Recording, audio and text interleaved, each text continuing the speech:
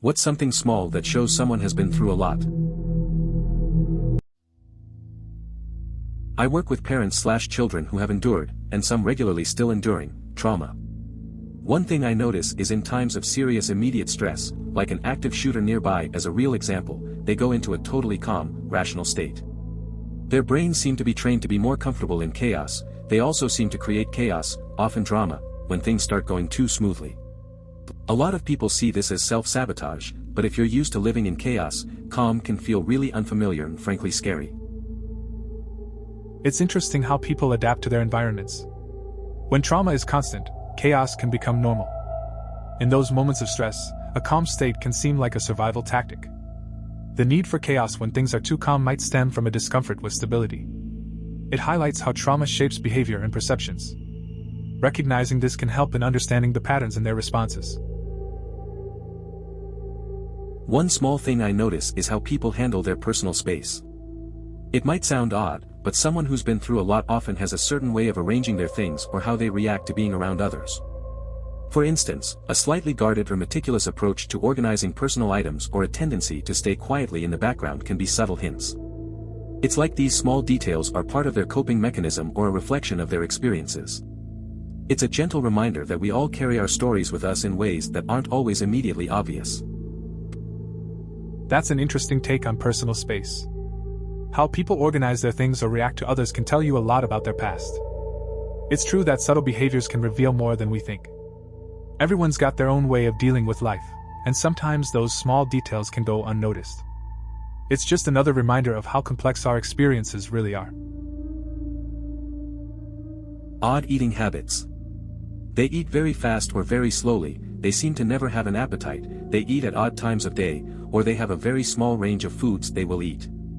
3 potential causes. 1. Food is or was a means of control. Either their abuser used food to control them or they took whatever control they could back with their eating habits too. They were in crisis/danger for so long that their bodies literally forgot how to send hunger signals, and so they don't realize they are hungry until it is an emergency their body can't ignore. 3. They are dissociating to a level that they can't register the need to eat, and if they do eat it is completely on autopilot and they aren't really experiencing the sensations of tasting or enjoying the food. This touches on how experiences shape eating habits. It makes sense that control, past trauma, or dissociation could mess with hunger signals. People might end up eating just to survive, not really enjoying it. Each person's relationship with food can be really complex, reflecting their history and mental state. It's a reminder of how much our backgrounds can affect even basic things like eating. They walk silently and unintentionally scare other people when they finally see them. Had this happen the other day at the grocery store. I was shopping and a worker suddenly appeared beside me, never heard them coming and I jumped. He muttered, "Sorry," and kept walking, as if he's used to this interaction. I felt so bad because I do the same thing, from years of childhood trauma. I hope he's doing okay otherwise. Walking without making noise is a learned behavior, usually in response to prolonged childhood trauma. Whether it be as an attempt to hide from threats in the house, or to avoid getting reprimanded by a parent who can't stand the noise of their own children, or many other reasons. In many cases this habit carries into adulthood, even long after the original threat is gone. This has been true in my case. It's interesting how habits from childhood can stick with us. The way we adapt to our environments really shapes how we move through the world. Quietness can be a survival tactic, but it can also lead to awkward moments like jumping in a store. It makes you think about how others might be dealing with their own struggles too. Sounds like you're reflecting on this a lot. Intense self-reliance. They're the ones who have a stash of shelf-stable food in their filing cabinet at work and another similar stash in their truck's toolbox. The scarier the situation, the calmer they get. They're totally calm and chill and rational and functional in situations where they might genuinely die. When a human touches them while they sleep, they jump out of their own skin, assuming you can even get that close before they trigger. Meanwhile, a kitten or puppy can snuggle very comfortably with them. Screaming nightmares. Lots of screaming nightmares. This person seems pretty prepared and level-headed when things get tough. It's interesting how they can handle extreme situations but struggle with simple human contact while sleeping. The contrast between their intense self-reliance and their nightmares adds depth to their character. The fact that they feel comfortable with pets says something about their nature too. Overall, It's a mix of strength and vulnerability. I know a guy who had an absurdly bad childhood, and he simply does not have basic adulting abilities. Never learned how to drive, clean his teeth, budget his income or fix his credit score, etc., but also does not follow through when people offer to help.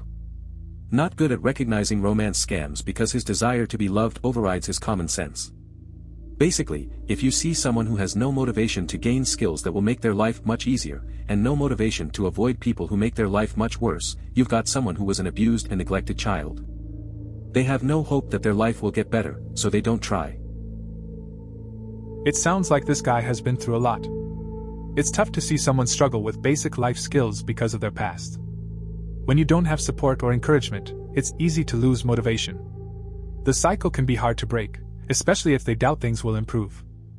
Sometimes people just need the right kind of help to start making changes, but it has to come from within too. One small thing I've noticed that can show someone has been through a lot is how they deal with silence. People who have experienced significant struggles might seem uncomfortable with quiet moments. They might feel the need to fill the silence with conversation or activity, or even exhibit small nervous habits. It's not always about talking a lot, it's more about their reaction to being alone with their thoughts. For some, silence can bring up painful memories or feelings of anxiety. So, the way they engage with or avoid quiet moments can offer a glimpse into their past and the challenges they've faced. It's a subtle sign, but it can be really telling about what someone might have gone through. The way people handle silence can reveal quite a bit about their experiences. If someone is uneasy with quiet moments, it might indicate they've faced some tough times. They could try to fill the silence or show nervous habits. It's not just about talking a lot, it's more about how they cope with their thoughts. This can hint at their past struggles and overall emotional state.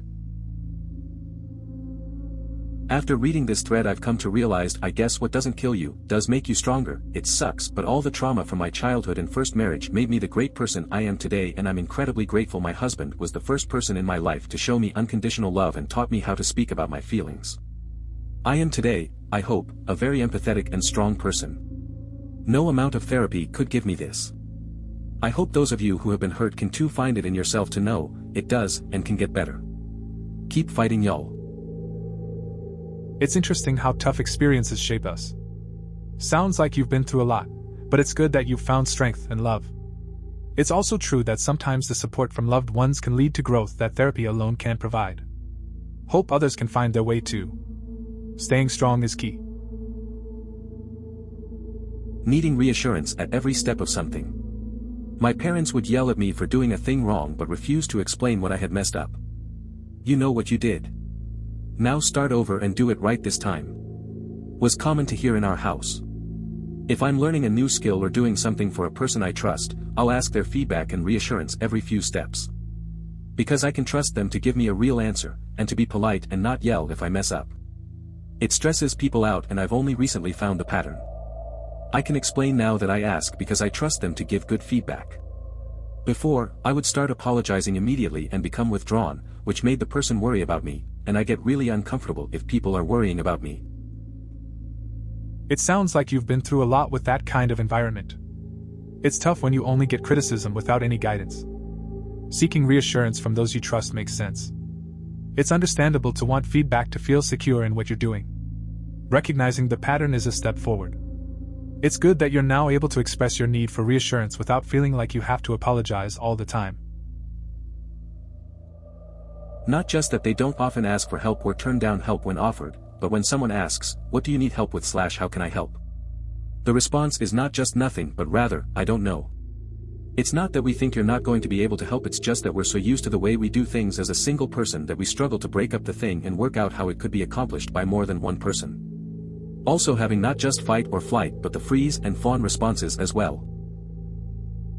It's interesting how people handle help. Some don't readily seek it out, or even know what they need. It makes sense to feel stuck in your own way of doing things. The additional responses of freeze and fawn add another layer to understanding how people cope. It's like these reactions can really change how someone engages with the world around them. They are helpful and supportive in exactly the right way when a friend, coworker, or complete stranger is struggling. They recognize the fear/anxiety a fellow human is experiencing immediately and step up without being intrusive. They are a calming presence when you are in a storm. Also, they give great advice, thoughtful and personalized to your situation. They are also watching and listening and have unconsciously learned to quickly examine and assess a situation and determine and advise the best course of action. It's cool how some people just know how to help without making things worse. They can sense when someone is off and step in softly. Their advice matches what you need, and they really pay attention before speaking. It's like they're tuned into what's going on and can offer guidance that actually fits. That kind of support goes a long way for anyone dealing with tough times. They have large amount of empathy towards people they don't know and things like random animals. They are composed in a crisis and great at breaking down emerging problems into bite-sized chunks. They don't let the little things ruin their day and will generally have their back up against a wall in crowded spaces so they can see everyone in front of them. Watch them go quiet when you offer help with something that they are struggling with, as they know they need it but just can't accept it, so get rendered speechless. They seem to care a lot about others and stay calm under pressure. Their problem-solving skills are solid, breaking challenges into manageable pieces. It's interesting how they handle crowded places, staying aware of their surroundings. When it comes to accepting help, they get quiet, showing a mix of need and reluctance. This reaction highlights a struggle many face when pride gets in the way of accepting assistance. Not long ago, I went out to eat with my wife. At the place we went to is this amazing server who is a server rock star. You can tell in his every move that he is the hardest working person in the place. He is amazing and I always tip him close to 40% because he's that good. For this visit, he came and took our order and left. My wife then turned to me and said, "He's done time." I asked her how she could deduce that and she said that he always puts his hands on the table before he starts talking to us. According to her, when you approach a dining table in prison, you always put your hands on the top of the table to show you have no malicious intent. I paid attention during the rest of the meal, and, sure enough, every time he approached the table without food, he would place his hands on the top of the table. I don't know if what she says is true, or if that is just the way he works, but it really deepened his backstory for me. It gave a very respectable reason behind the hustle, and I really appreciate the hard work he is putting in to stay out of jail. I was so impressed I gave him a larger than normal tip to show my appreciation. Even if what my wife says is not true, I still appreciate how hard he works at a job that some people would put the absolute minimum in. Seems like you had a pretty interesting meal. The server sounds like he really knows how to engage with customers. Your wife's observation adds a unique perspective to his behavior. It's cool that you tip well for good service, regardless of the backstory. People can really surprise you sometimes, and it's great that you're recognizing hard work in a field where not everyone does. I go the opposite. I seem extremely calm and showed little emotion to the point I had nurses concerned when my son was in the PICU. I did the same thing when my stepdaughter died. It let me focus on making sure my husband and his ex had what they needed. I took care of things they couldn't, and I took his ex outside and calmed her down when her mother was being horrible. Problem was at the time my husband was living 5 hours away, and when I did react, I was alone, which then led him to be worried for me. Almost all of it comes from severe bullying when I was a teenager and my ex's behavior towards me. It's understandable to hold back emotions in tough situations. Sometimes staying calm can help you focus on what needs to be done. It sounds like you stepped up for your family during a really difficult time. It's tough when you get used to managing things alone. Past experiences can shape how we react to stress, and it's clear that you've faced some challenges. I do this unaware and gently got called out today. I was asking to change an appointment time, over-explained while apologizing every other word, and began/ended the request with, "But if not, that's totally okay and I understand." The receptionist was so sweet and gently said, "I learned in couples therapy that people pleasers diminish their wants and apologize in advance when they've done nothing wrong. I promise you that it's not rude to ask me for what you want or need, and you don't have to apologize for asking me for what you want or need." I now love them, and had to stop myself from immediately apologizing, LOL. It sounds like the receptionist gave you some good advice. It's pretty common to want to be polite, but over-apologizing can undermine your own needs. It's nice that they created a comfortable space for you to express yourself more openly. It might take some practice to feel okay with asking without feeling guilty, but it sounds like you're getting there. Just keep it simple next time.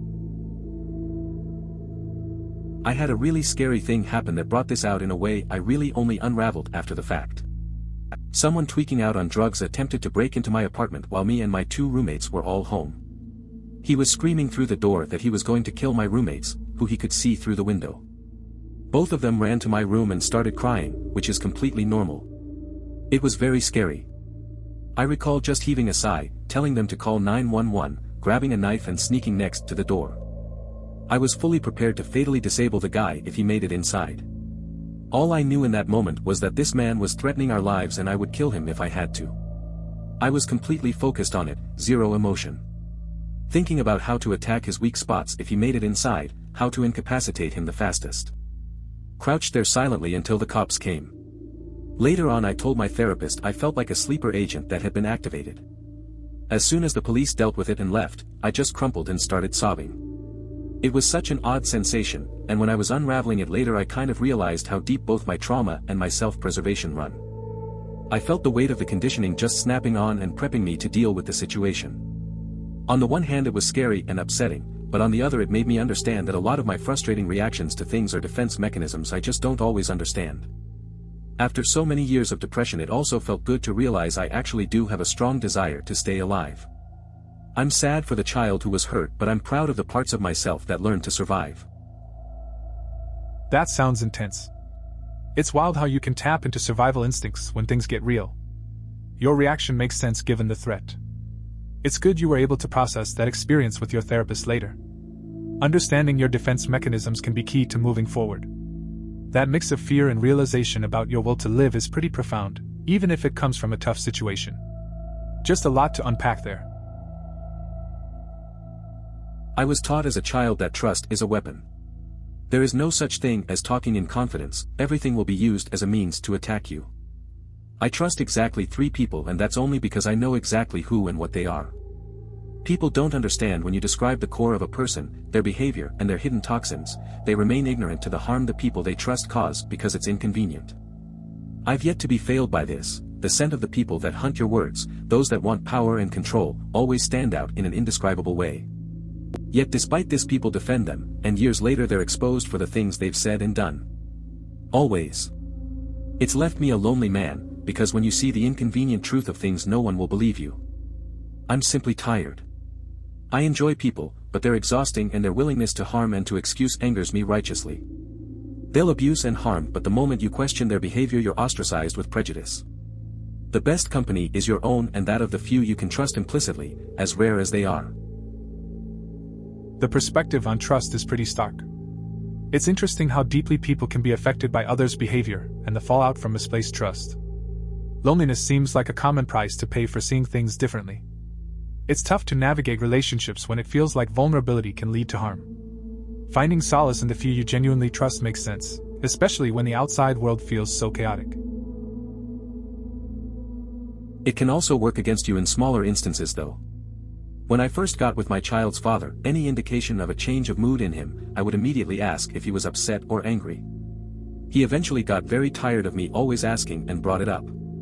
So I got to explain to him that when I was in an abusive relationship, I had to notice any small change in mood as quickly as possible so I could hopefully correct things before there was a huge blow up. But if he hadn't taken the time to express his annoyance of me asking all the time and just broke up with me, that would have sucked lol. It's interesting how past experiences can shape behavior in relationships. Your need to check in on his mood makes sense given your history. It's good that he communicated his feelings about it instead of just walking away. Having those discussions can really help in understanding each other better. It's a way of adapting and growing together.